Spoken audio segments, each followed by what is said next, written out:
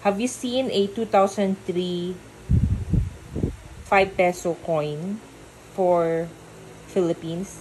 Here I have here actually 2 sets of the same year.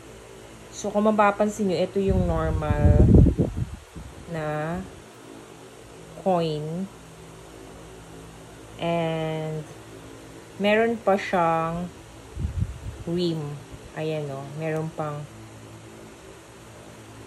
rim na nasasalat ng aking nails.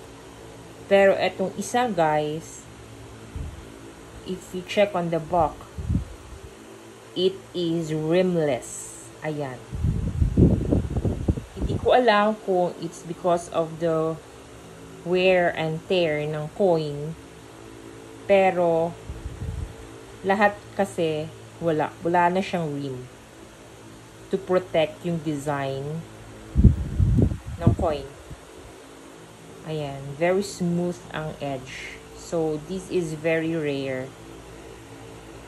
Unlike this one, yung likod meron. So yan yung difference nilang dalawa. Pero same year, 2003.